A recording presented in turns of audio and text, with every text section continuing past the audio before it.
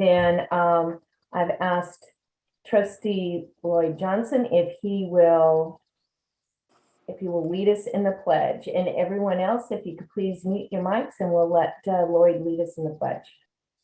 Okay, will everybody please stand, place their hand over your heart, face the flag, and begin. I pledge allegiance to the flag of the United States of America and to the republic for which it stands, one nation, under God, indivisible, with liberty and justice for all.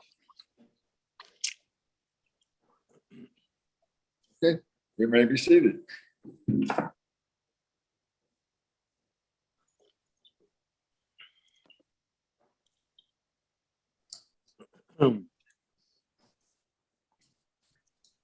Oh, I'm sorry. I'm just talking away, and I was on mute. I'm sorry.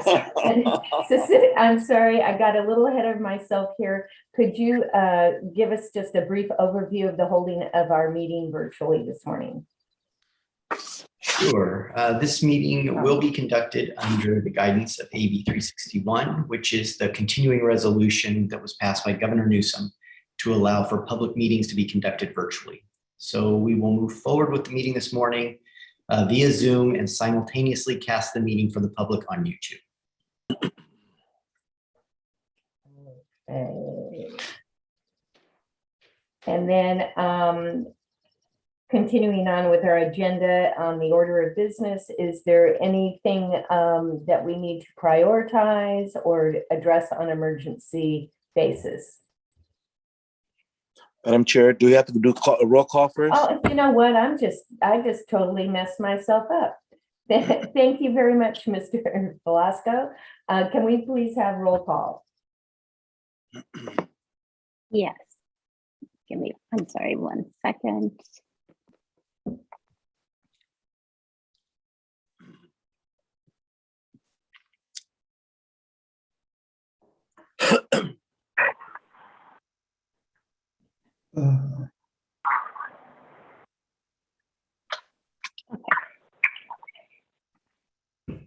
Alhambra, Here.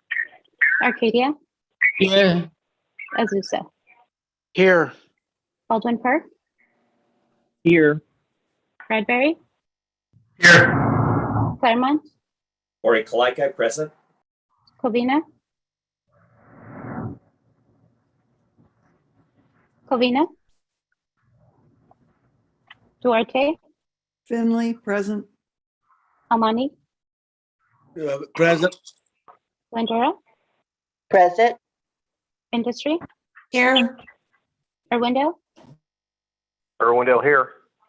La Puente, Here. Laverne, Here. LA County, Here. Monrovia, Here. Monterey Park, Here. Pasadena, Here. Pomona,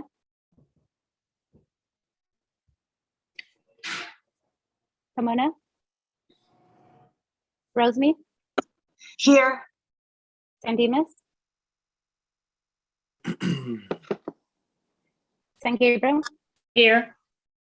Sierra Madre, Here. South Pasadena, Bob Joe's here. Temple City, Here. Walnut, And always here. West Covina. Here. Thank you. With that, we have a quorum. Great. Okay, now moving on. Order of business. Is there anything that we need to take out of order or address on emergency basis? We do not. Okay, thank you very much. Moving on then to item 2, opportunity for public comment on non-agenda items. Have we received any requests for public comment, either written or otherwise? We have not, no. Okay, and I'm not seeing any. Okay, I will then close that portion of our meeting and we will move on to our consent calendar. And did we receive any public comment on our consent calendar? No, we have not. Okay, then unless there are any comments or a request to pull an item, can we have a motion to approve our consent calendar, which is items 3.1 to 3.8. Commissioner Chaka, move to approve. Okay. Like it. I Okay, have, oh, go ahead. go ahead, Cecilia. Did you catch a motion and a second on that? I did. I caught Menchaca with the motion and Hilake with the second. Okay, and with that, without any further discussion, can we please have a roll call vote? Yes, Alhambra, Yes. Arcadia, Yes. Azusa, Yes. Baldwin Park, Yes. Bradbury, Yes. Claremont, Yes. Duarte, Finley, yes. Amani, Yes. Glendora, Yes. Industry, Yes. Irwindale, Irwindale, yes. La Puente, Yes. Laverne, Yes. LA County, Lee County, yes. Monrovia, Yes. Monterey Park, Yes. Pasadena, Yes. Rosemead, Yes. San Gabriel, Yes. Sierra Madre, Yes. South Pasadena, Yes. Temple City, Yes. Walnut, Yes. and West Covina. Yes. Great, with that, the motion passes. Great, thank you very much. Okay, moving on then to item 4, presentations. We have our Director of Communications, Levy Sun, and he's going to provide us with an outreach update. Levy. Thank you all so much. Let me get my presentation ready here.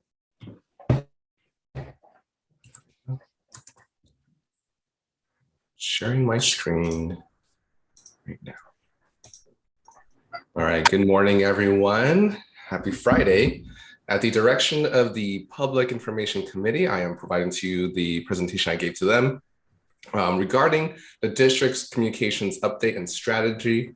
This, according to the committee, will be hopefully helpful for trustees who are new to our agency, but also for our trustees who've been on the board for a while. It'd be a good refresher. So our district communications department, we do have a mission statement that's really focused on increasing transparency and credibility through all the work that we do. And the key thing here is to make sure every resident, every business owner, and everyone who is a stakeholder here in San Gabriel Valley become public health agents of change in their communities and throughout the valley. Our vision is very simple, motivating behavior change, but it's very tall order for an agency like ours. Last time I checked, mosquito-borne diseases isn't exactly the sexiest headline on TMZ or something that leads headlines in general, but we do what we can to make sure that we remain top of mind in public health. And much of the activities that we do are driven by data from our surveillance and operations departments. They are really our guiding light and that allows us to do what we do and where to conduct our activities first. And the way we tackle a lot of how we conduct outreach is what we call a swarm strategy. Being geeks surrounded by bugs, we can't help but use something like this. Swarm strategy, or SWARM, stands for strategic warnings and repetitive messaging. So I'll focus on strategic warnings first and talk about repetitive messaging right after that. When it comes to strategic warnings, they are short-term outreach activities that are meant to address a specific emergency or public health emergency trigger. An example here would be West Nile virus has been detected for the first time in your city. So with strategic warnings, we will roll out presentations right off the bat. We'll try and conduct any advertising we can in the area, and we will beam into people's devices, computers, or social media platforms, whatever they're on, to make sure they're aware of the issue about West Nile virus. Now that's strategic warnings. And then our goal is to then convert over to repetitive messaging. Studies show that people need to be exposed to certain behavior change messaging at least 7 times before it starts to stick. So that's why we want to be repetitive in how we conduct our outreach. And an example here would be things such as Tip Toss Protect. That's our year-round slogan that we use, and we use it in presentations year-round. We make sure that our advertising is consistent year-round, along with any scheduled posts on social media and online. That way we reach everyone, whether they're at work, they're driving, or they're at home or in their cars. They receive information from us no matter where they go. The hope here is that they can't escape the public health messaging of San Gabriel Valley Mosquito and Vector Control District. As I mentioned before, Tip Toss Protect is our year-round campaign slogan. As I progress now through the rest of the slides, we'll be focused on different outreach activity, and these all funnel towards our swarm strategy. Our community events is focused one thing on for specific residents for our Buyback Campaign. Our Buyback Campaign is a grassroots approach to managing mosquito-borne diseases in a neighborhood. Think of it as a community watch program, but for mosquitoes.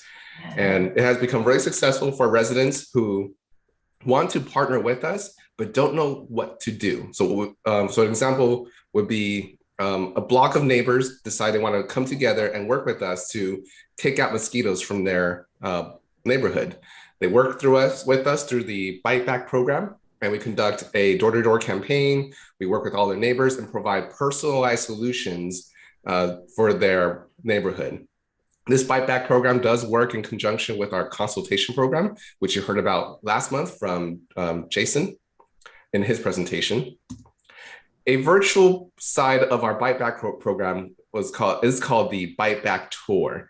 It's a virtual tour through San Gabriel Valley. Last year, we went city by city. This year, we're going by lifestyle and profession in terms of our focus of our episodes. And we've been able to partner so far this year with educators and water districts. Looking forward to the rest of the year where we will partner with organizations that are geared towards California native plants and increasing biodiversity of our bees and butterfly populations in San Gabriel Valley, and how all that comes together in mosquito control. Something new this year that we're rolling out as a pilot program are our bite prevention kits. Now, these red boxes are meant for cities or any organization that hosts any kind of community event. Our staff is a staff of 6, so we cannot be in every city at every event. So we do offer up the bite prevention kit so that city staff can place this at their table, have it open, and inside residents can come up, grab a brochure, and because this is a public outdoor event, they can also grab a mosquito repellent wipe.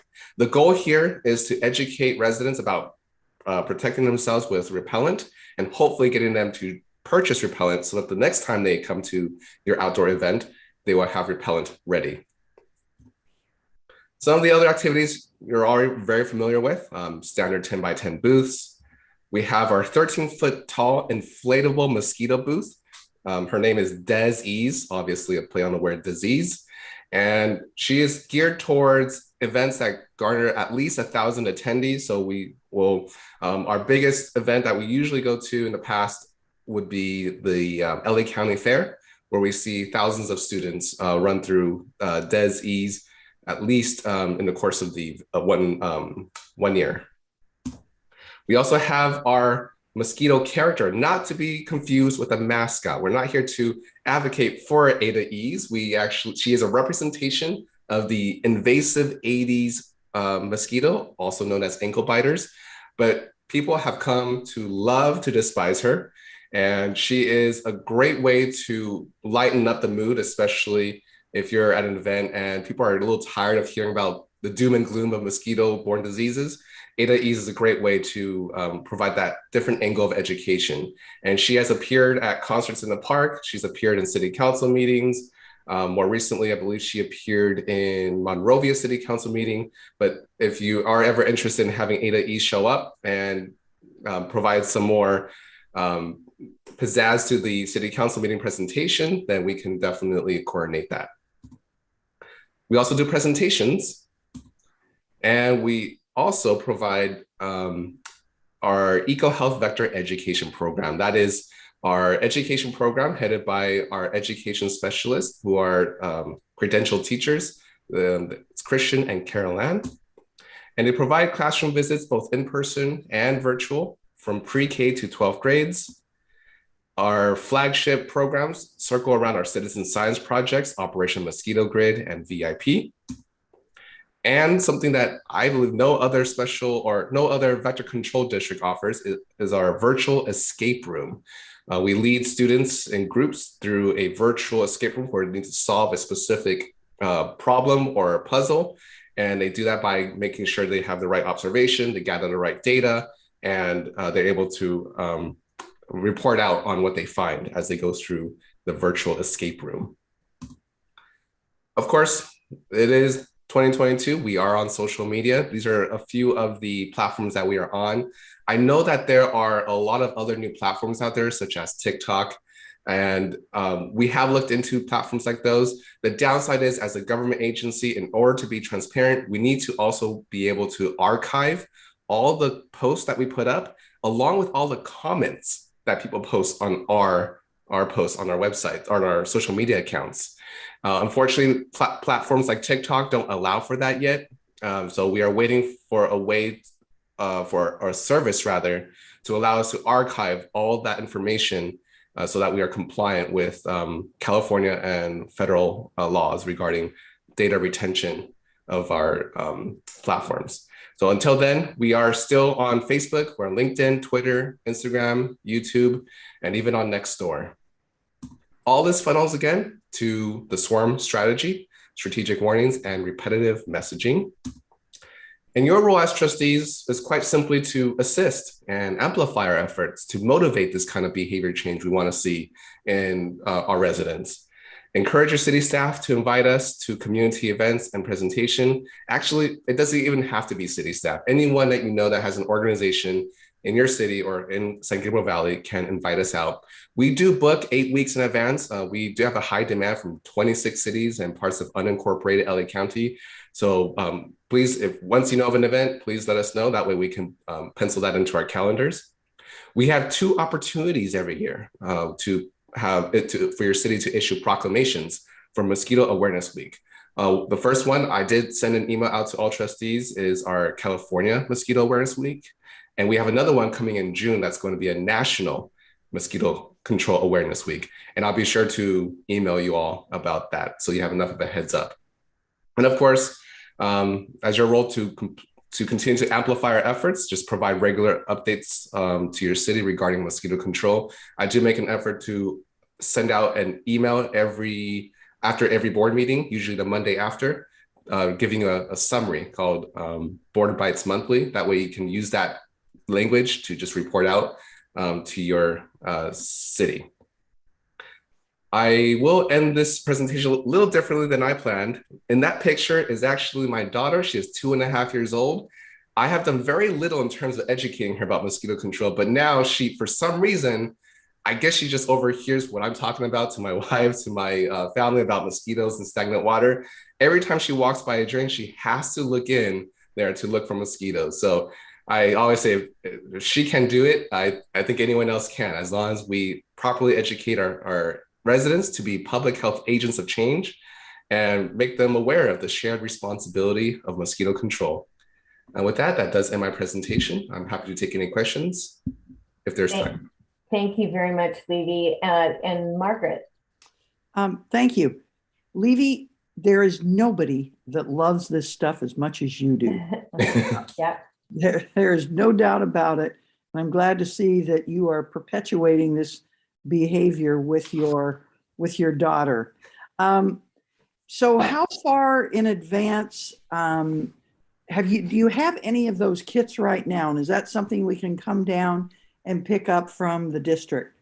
Absolutely. We do have those kits ready to go. And in fact, all you have to do is you can come down and pick them up, or we can deliver them to someone in the city.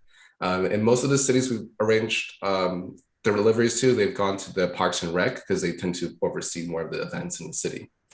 Okay. All right. Thank you. You're welcome. Mr. Velasco. Jerry.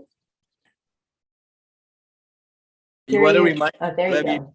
Levy, you want to remind people, you mentioned the certificates that you send out, the reminder to the trustees to other cities, if they could send a certificate. When is the deadline? When do you need them by?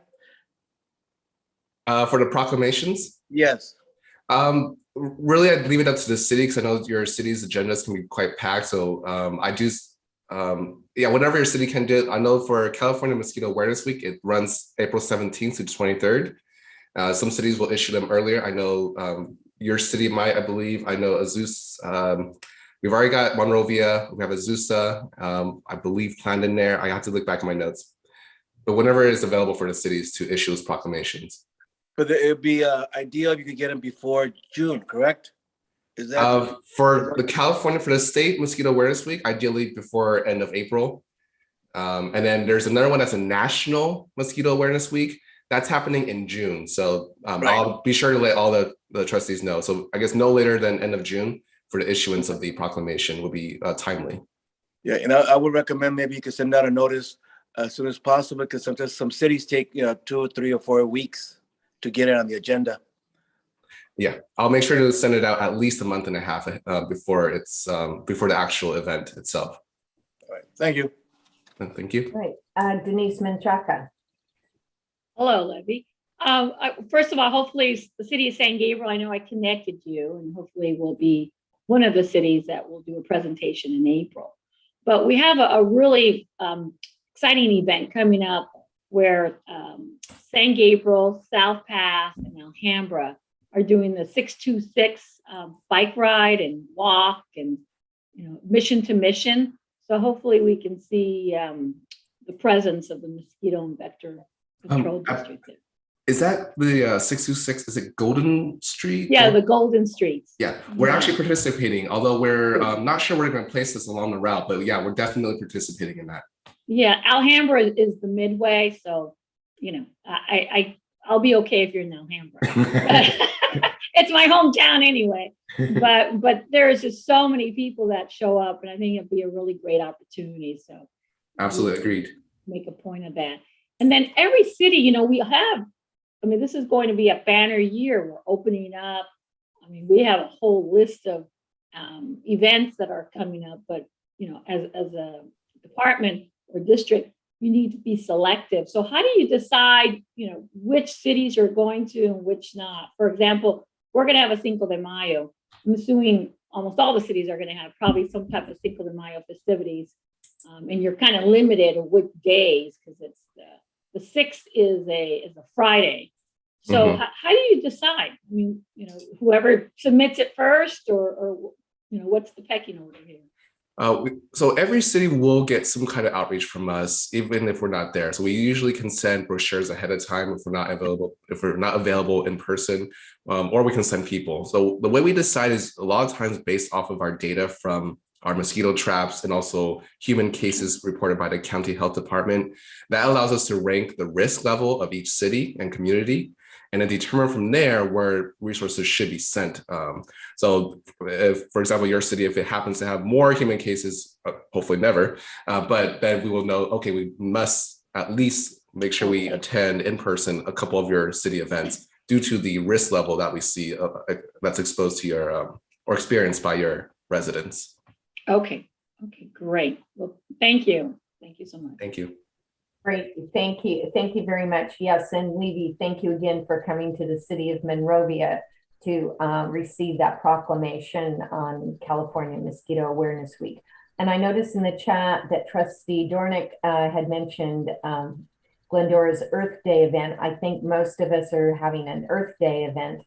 And so that's coming up very, very, very quickly. So that seems like an appropriate venue to also spread information about mosquitoes as well. And I don't know about you, I sat outside a couple of evenings ago in the late afternoon, early evening. Oh my goodness gracious, I was bitten up alive. The ankle biters were out in force. But they also come out in the morning, but this happened to be in the late afternoon, early evening. But oh my goodness, they're out in force. Give us a little bit of warm weather and they're right there. So great message to remind everyone to get that, be protected when they're outside. Okay, any other questions? Jerry, I see your hand is still raised. Did you just leave it up or? No, yes, I'm done. Thank you. Okay, all right. Just real quick, just to let you send the notice out to everyone again, reminding them about the proclamations, because sometimes we forget. So I would just recommend to send a little quick notice about it. Absolutely. And if you don't see anything from me, or if you haven't seen anything from me, please check your junk folder. Sometimes because I send to multiple senders at a time, it can land in there. So check there. Thank you. And did we have any public comment on the presentation? We did not know. Thank you very much. Okay, we will then, thank you very much, Levy. We are going to move on now to item 5, which is discussion of Board of Trustees potential return to in-person meetings. And I'm going to turn this over, I understand, to our counsel, Kelly Black. Yes, good morning, Madam President, and good morning, Board of Trustees. I just have a brief presentation for you. Next slide, please. As you know, we have been meeting pursuant to Assembly Bill 3361, which changed Government Code Section 54953 to allow for teleconferencing of public meetings without complying with certain teleconferencing rules contained in other areas of that provision of law. What I want to emphasize here is the fact that Section 54953E is only operative as long as there is a declared state of emergency.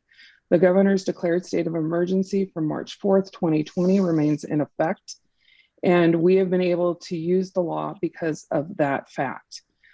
A state of emergency ends two ways. Either the governor terminates it or the legislature terminates it. I point that out because there has been recent effort in the legislature to end this declared state of emergency, most recently at the end of March, led by Senator Melendez. That effort failed to gain enough votes. So the requirements are twofold. Number one, that we have a declared state of emergency, which we do. And number two, as you can see on the slide, there are 3 options. State and local officials have imposed or recommended measures to promote social distancing. The meeting is held during a declared state of emergency, and the board has voted that meeting in person would present imminent risks, and therefore the meeting is being held virtually. Or number 3, that the meeting is held virtually during a proclaimed state of emergency when the board has already passed a resolution, which we have continued to do. Next slide. During the last meeting, a question came up about a hybrid format where some members of the board might be in person in the meeting room and others be attending virtually under AB 361. I found limited examples of this hybrid format. And before you are the 3 examples that I wanted to highlight. The City of Indio Planning Commission. In that instance, the commissioners were virtual, but the boardroom was open for staff and members of the public to be present. That presented some challenges when you had virtual commissioners who were in various locations, and there was some background noise during that hearing and some other technical issues. Santa Cruz and Santa Barbara County Board of Supervisors also have hybrid in place. One of the other things I did want to point out about the hybrid and just about Zoom and virtual meetings in general, they do present logistic issues in terms of having the video and audio-visual infrastructure present to accommodate participation in multiple formats. I have been personally involved in 3 hearings where the hearings have either been delayed or canceled because of audiovisual issues at the last minute. 2 of the hearings were actually canceled the night of the hearing because of technology failures. So with that, I open this up for discussion. The direction has been for staff to receive board discussion and consensus on a path forward. And I will turn it back over to you, Madam President. Thank you very much, and I'm available for questions. Okay, great. I did want to mention, and I'll go to Margaret in just a second here. I know that there are 3 pieces of legislation that are pending. I have no idea when those might either pass or fail. Do you have any information on those? The one that I have been watching is, I believe it's AB 1944, which would make the 361 the 361 provisions permanent. As far as I know, the last I checked, that was still in committee. Right, and there are 2 other ones that's, and I don't have the numbers in front of me, but there are varying options or varying renditions of that as well. One of which has to do with quorums, and it's really quite cumbersome that if you were, especially with a large group like ours, determining then who can be virtual and who isn't, in order to still maintain a in-person quorum. So there are many issues relating to that. I'll go ahead and go back to Margaret here. She's got her hand raised. Okay, thank you. Again, with sitting on a number of boards, what I am finding is doing it virtually, it is easier for board members and we get a greater number of people participating if it is virtual. But if they are meetings where typically a lot of the public will show up, I am finding that they don't show up as much and don't participate as much as they used to. So, I mean, I think this is actually kind of ideal. I'm sorry to not have breakfast with, the 25 of you. But this early in the morning, I think, and unless I'm missing my guess, I think we have better participation with having it virtually. So, I mean, I'll go either way, but it just seems to me that we've got better participation by doing it this way.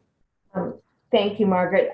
Kelly, correct me if I'm wrong, under the current 361, or if the governor then removes the emergency order, which I understand currently it's supposed to expire the end of June, is that correct?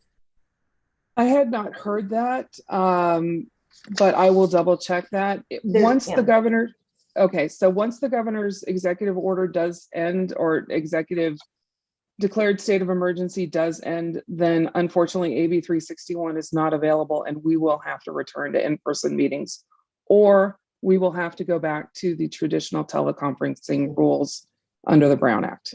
It was my understanding that something expires the end of June. And so at any rate, there are a lot of moving parts. Let me go to Mr. Bearcat. Thank you very much. Unusual, but I disagree with Margaret on this. I think meetings in person are much more effective. I do think it does increase the likelihood that you're going to have some more participation from the community, which I think is critical. Even though our meetings typically don't have much in that regard, some of the other boards I sit on, it makes a huge swing in who's there. Also, some of the other boards, our city council has been meeting for months in person. Foothill Transit's already started meeting in person. I believe we're going to start the sanitation district pretty soon.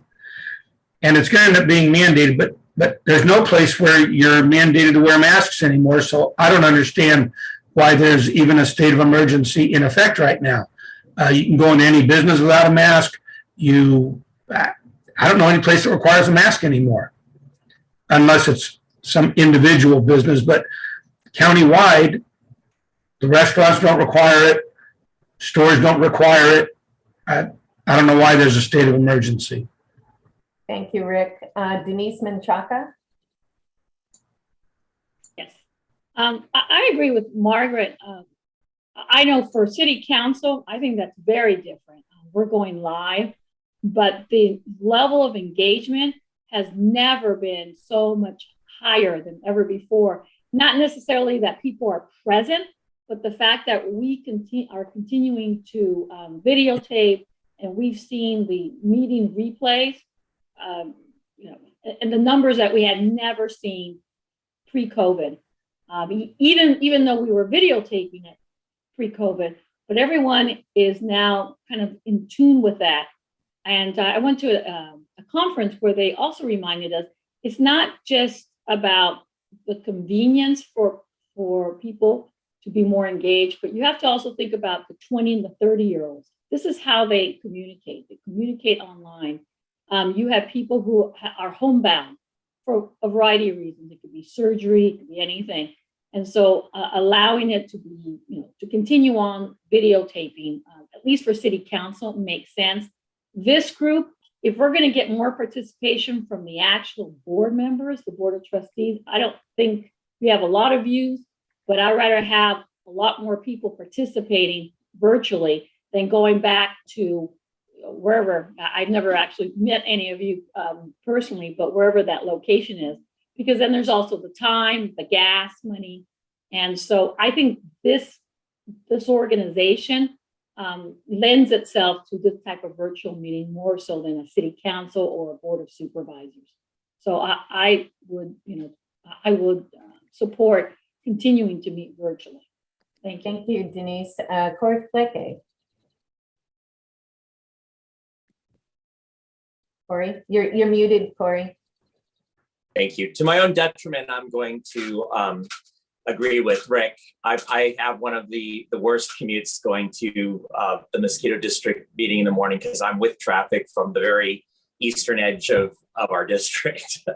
But that being said, you know, and the comment was made about the cost of gas. Well, I mean, you know, you know, some may not view it as much, but still, of all the, you know, there are boards that I serve on that you get no stipend. That's why we get a stipend here to help, you know, to help offset our expense for meetings. And so, you know, even at $100, that covers very easily the gas for me to go from the very eastern edge to the district. You know, I think, you know, there is some sort of responsibility to have in-person meetings, and you know, the point that Rick made about the dynamic of seeing people in person. It's a healthy thing to do that. And also, as Rick pointed out, Becky and I both serve on Foothill Transit on the executive board, and we are also moving to going back to in-person meetings. It was a nice opportunity to have this, to be on Zoom, you know, during COVID, perhaps one of the few good things during COVID. But now that we're moving back, you know, to a more normal situation, there comes a time when I think that, you know, we should do what has always been kind of traditional with boards, and that is meet in person. So again, I'll support Rick in his remarks. Thank you.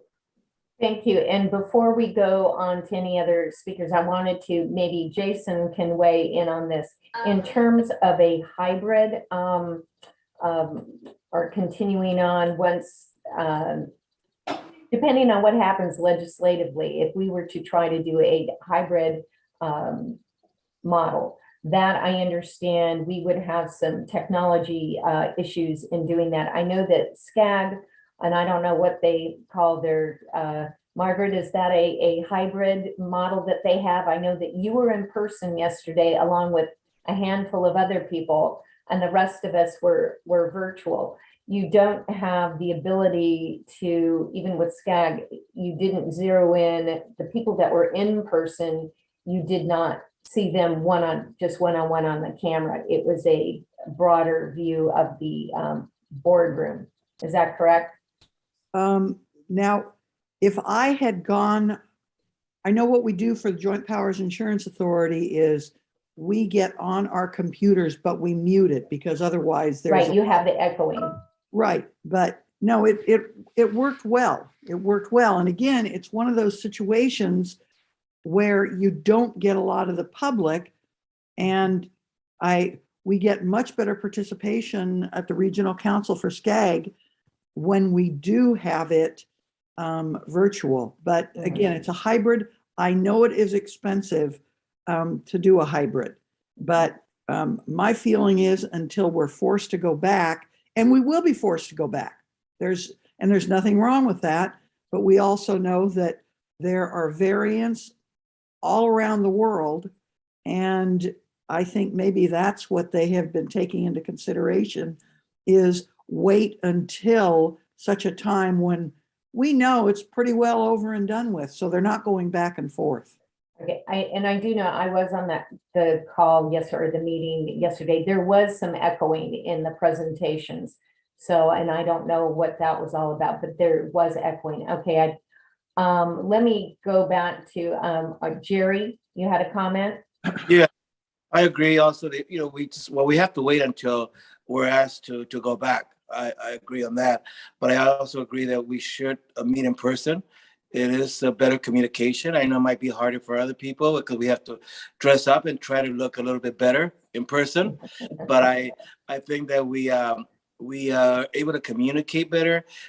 We get to know our trustees, our colleagues better, and other cities. Right. And it's just face-to-face communication that I feel that is important.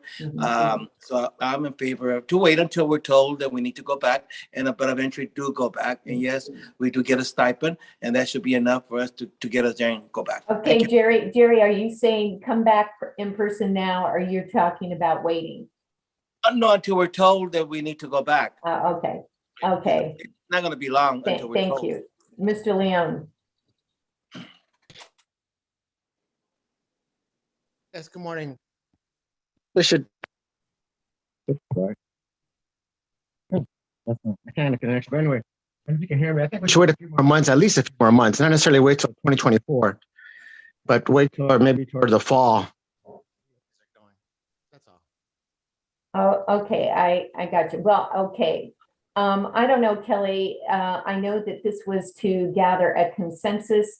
It's rather split here. I know that John Capoche, he didn't make a comment this morning, but in our agenda review, our meeting review yesterday, he indicated that he would prefer to come back in person. Oh, wait, I do have another raised hand, Mr. Gonzalez Azusa. Thank you, Becky.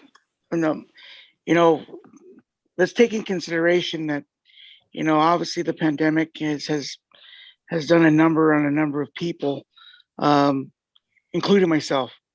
And, my city council has already gone to meeting in person, but these regional boards that we sit on, we are not elected to be on the Mosquito board, for example, or the sanitation or the COG, or so these virtual meetings that we participate in, you allow more people to participate. I get the same amount of folks attending all the meetings that we have, as opposed to picking one per day or one per week, when folks can go to a number of meetings that we sit on. So me personally, having the ability to participate virtually is the better option. I understand that we will eventually have to go back in person, but my feeling is if it's offered that we do be able to meet virtually as opposed to meet in person, not just for the ability for the public to participate, but you're right, they can watch at any given time. They can zoom in any given time and watch all the meetings and to their heart's content, as us as participants, have to attend these meetings. To me, it's more efficient. Seeing somebody in person doesn't make somebody less or better than not, because we are here to discuss, issues, and that's what it's all about, as opposed to having breakfast or lunch or just sitting in the same room together.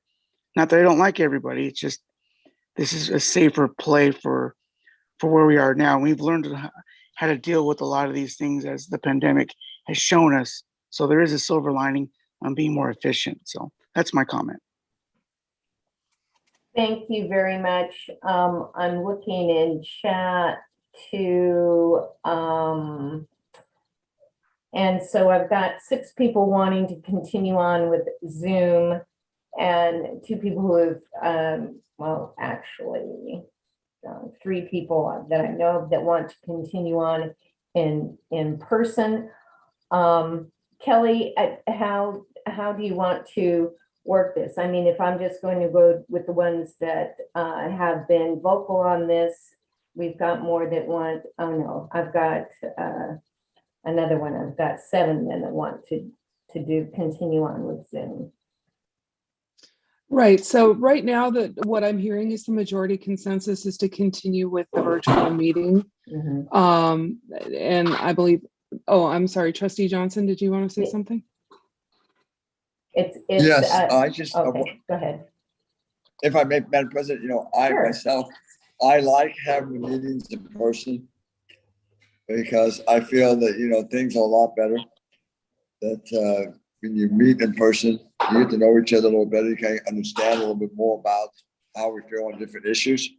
Doing it virtually, it's all right. Because, when we signed up for this, we signed up for coming in person, not worrying about what the gas is, not worried about the miles that we travel. It's just a pandemic would put us in this virtual thing. So myself, I prefer having it in meetings. So I think really, if we could go to a vote on it, Madam President, those all favor staying virtual. And this way, I think you'll get a census out of everybody. Okay, Mr. Capocha, did you want to weigh in on this? Just a quick comment. I think we've heard every possible argument for and against here. So I would just support Lloyd's suggestion. Why don't we just take a quick vote and just decide? All right, Kelly. This would be this would be more of an informal consensus. That's how it was agendized. So if getting a hands raised, show of hands kind of will give us a better idea of the consensus, then I think that is appropriate. Okay. Yeah. All right. Cynthia, did you want to comment quickly? Yes, I just want everyone to be mindful that, this pandemic has not ended. We are in a state of recovery. And I think each individual has been affected differently from the pandemic. And I think that everybody's time frame for actually feeling recovery or going through the recovery process is different. Hello. Henry, is that Yes. you? Cynthia's talking right now. So hold on. Cynthia, So I think everybody's, individual time frame for feeling that we have recovered. I think a lot of us are still going through a difficult recovery process. And I want to be mindful. I love meeting in person. We had our first in-person meeting with City Council, and it was lovely to be back. But I could see a lot of hesitancy in a couple of my other council members.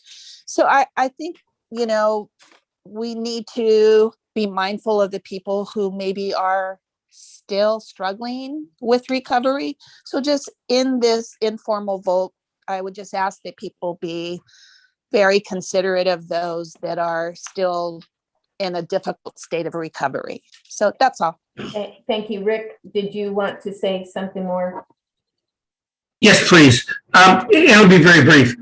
I just tried to send a chat, but it wouldn't go through for some reason. But we need to be really mindful of why the law does require meetings in person. And we know that during the pandemic, they've kind of eliminated that requirement. But meetings in person have a different value than Zoom. And that's why at some point, the mandate is to come back. And so I guess if more people want to wait, it's convenient for them, that's great. But eventually you're going to have to come back anyway. I don't really see a real reason to postpone it, especially when other boards are already meeting. And as other people have mentioned, their city councils are already meeting in person. So, we need to be consistent as a governing body in whatever we do. Okay. That's it. Thank you. Let's take, as Kelly suggested, show of raised hands. If you all know how to raise your hand in the reaction button at the bottom of your screen. And so we'll take first how many would prefer to continue on virtually, if you could raise your hand.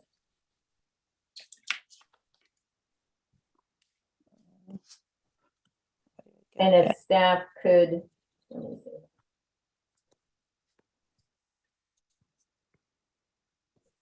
And Henry just raised his hand too.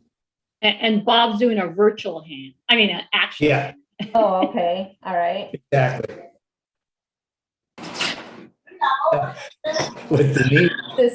Cecilia, how many do we have then if you also, and include Henry and Bob Joe? That's a total of 14. Okay, 14. And how many do we have online? Okay, we're just about split. Then how many would prefer, how many would prefer to meet in person? Can I see raised hands? I would. Put your hands down, people that. Yeah, if everybody put your hand down, we're now putting a raised hand for in person. Yeah, I still see Sandra and Cynthia. Yes, I was having some difficulties. I'm doing it right now. Okay. Thank you, Sandra. Cynthia, your hand's still up. Jerry, your hand's still up. But speaking of difficulties, right? That's right. Don't use that as an example. Oh. Okay, so we have a total of 4 raised hands. Okay, all right. Well, This is confusing.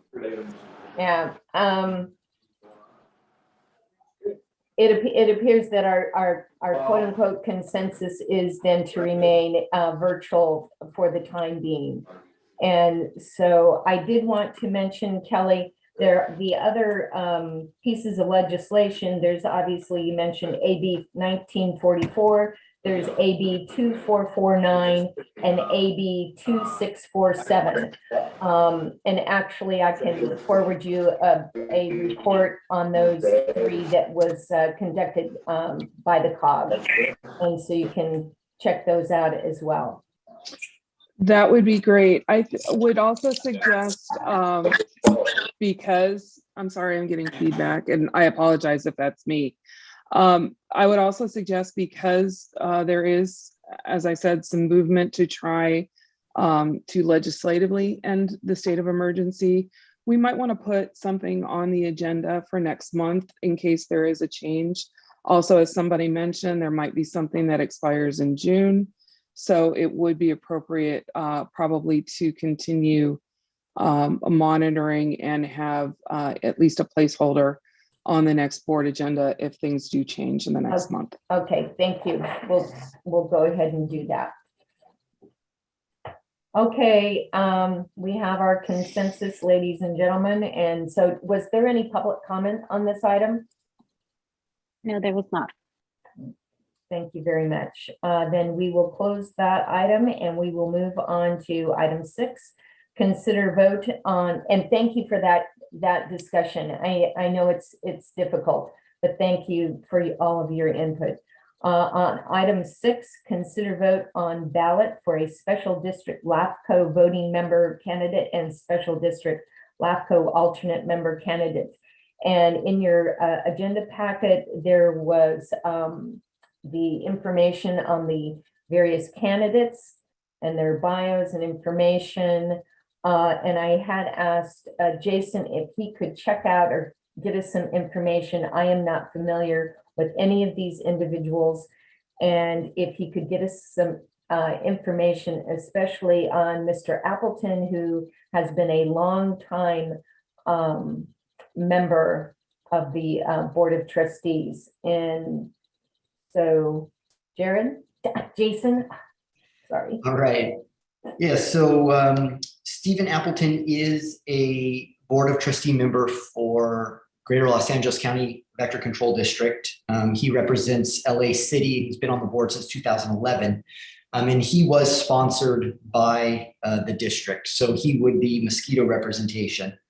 The only other information that might be pertinent is that Jerry Gladback is the current chair, and he has been on the committee, or he's been the chair of the committee since 2006. And he's been a commissioner on the committee since 2002. So he's a longstanding member of that committee. And then the third candidate there doesn't have any current connection to either mosquito and vector control districts or LAFCO. Her sponsor is the Crescentia Valley Water District. Okay. On the alternate member side, we also have a vector control representative there, a board of trustee for the Sitter of Cudahy since 2015, also sponsored by Greater Los Angeles County Vector Control District. Thank you. So all other things being equal, obviously from our district, having mosquito vector control representation would be important. Do we have any input from any of the trustees this morning? Oops. I'm not seeing any raised hands. Our option here, and I was going to say, Margaret, do you have any comments being a member of LAFCO? Did we lose Margaret? Okay, well, our options here, we can the appropriate act. Yes. Yeah, I just seem to recall that when this came up before, Margaret, did have positive comments for Mr. Gladbeck. And I would point out even there, we technically have mosquito and vector control representation with Margaret on LAFCO. Well, that's true. So that's true. It's not as though that should be the reason for voting for a LAFCO representative. It's just that somebody has mosquito vector control background. So just for what that is. Okay. So the appropriate action would be to approve the vote on the ballot for a special district LAFCO voting member candidate and a special district alternate, or we can choose to not vote at all, to recommend a vote. So I'm leaving it up to you. Do we have any recommendations from the Board of Trustees? I'll move to approve Stephen Appleton. Kelly, can we take both? Can we just vote on both a delegate, the voting member and the alternate in one motion?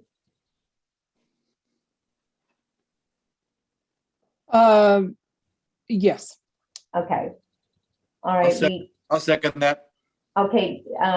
We've got then a recommendation for Stephen Appleton as a voting member. Yes, Corey? I'm just gonna, if there's comment after, now that the motion's been made. All right, and then.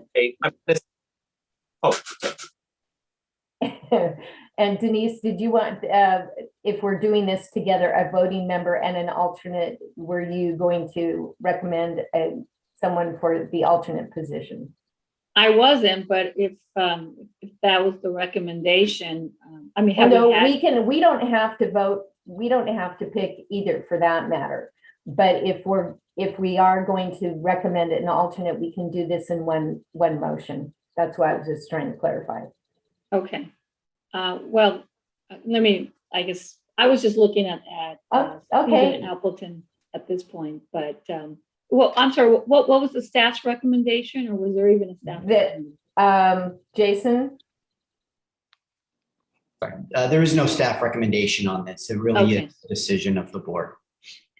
Okay. What's your recommendation, Becky? I don't know. I don't have any personal information on any of these individuals other than like what Corey had mentioned that, but Margaret isn't here to verify that there was some positive input regarding Jerry Gladback, but otherwise, and the idea that Stephen Appleton is from the a vector control district, as is Baru Sanchez. Yeah, I noticed that. I just like the fact that we're going to have someone from our district, but also someone new, Mr. Gladback, that I know nothing about. He's been there long enough. I think it's time for some change. But I'll go ahead and amend my my motion to have Steve Appleton as the primary, I guess, the voting member. And then the alternate would be Baru Sanchez. Thank you. Do we have a second for that motion? No, but Madam Chair, can I just Yes. add, I know Baru, Baru used to sit on the executive board of Contract Cities, really engaged in his community and a great voice for Cudahy. Okay, great. I'll second the motion. Okay, thank you, Mr. Capocha. So we do have a motion and a second for recommending the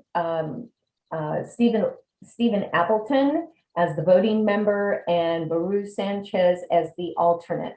And we do have some discussion here. Corey Kaleke.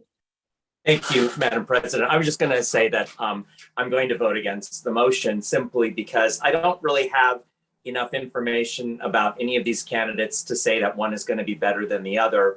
More importantly, you know, I know a lot of folks don't like people who've been around for a long time, and that can go either way. Sometimes the longer somebody's on a board, the more arrogant some, but then sometimes the longer somebody's been on a board. Am I getting that? Is everybody getting that feedback? That's the one bad thing about meetings virtually is we get those types of feedbacks and somebody's trying to talk.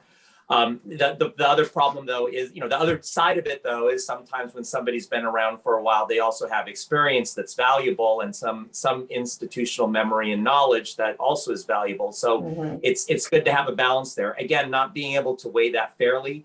My preference would be to you know, not take a position, and we've done that before on this board. Not as somebody has mosquito and vector control background, especially when Margaret is already on there and has that. If that's what we're looking for, that is already fairly balanced on there. So just with that being said, I'm going to vote no on the motion. Thank you. Okay, thank you. And again, I will say that there isn't a requirement that we have to vote, but this is being brought to us. And we do have that option. We do have a motion before us for, again, recommending Mr. Appleton and Mr. Baru Sanchez. So can we have a roll call vote, please? Yes. Alhambra, Yes. Arcadia, Yes. Azusa, Yes. Baldwin Park,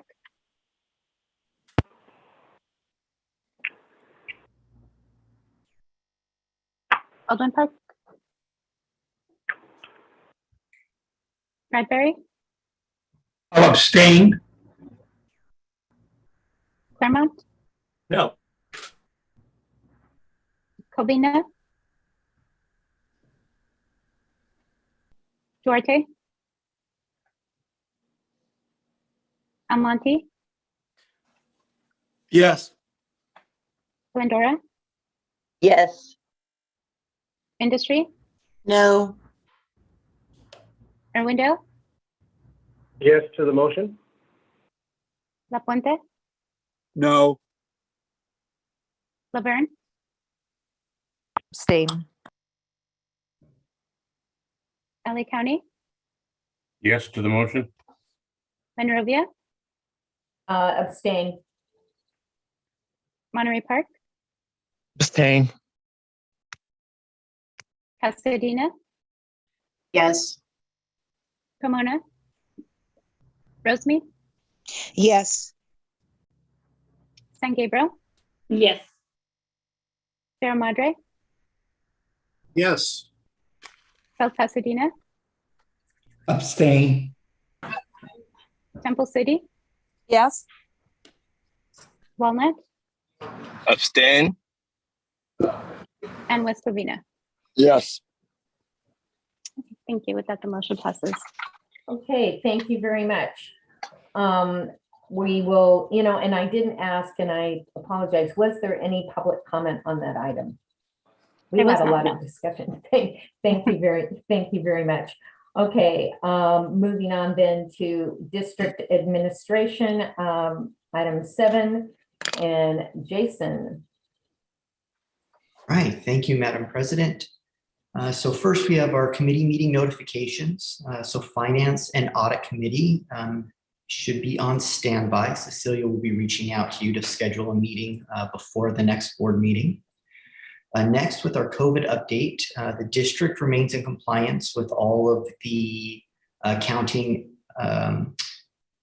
the state and county reporting guidelines, as well as the LA County Department of Public Health masking and social distancing recommendations. The district requires that all employees continue to wear masks in public spaces and while interacting with others within 6 feet. And all employees, regardless of vaccination status, are allowed to remove their masks while working alone at their workstations. In the last month, the district has not experienced any absences due to illness. And there has been no identification of exposure within the office, and the district has been able to remain open with no reduction to services. And finally, as you all know, we suddenly and tragically lost a member of our team, vector-ecologist Kimberly Nelson, on March 24th. And so on behalf of the district, I would like to offer our deepest condolences to Kim's family and her friends. She was a champion for science. She was a champion for joy and positivity and a champion for public service. And so losing her is a devastating loss to her field of science and the work that we do here. And she will be deeply missed. And Madam President, that concludes my report. Thank you. Is there any public comment on the district administration report? No public comment. Do we have any comments from the trustees? Okay, not seeing any raised hands. Then we will move on to, there was somebody in chat. Okay, thank you. Then on committee reports, do we have anyone from any of the committees wanting to provide a report this morning?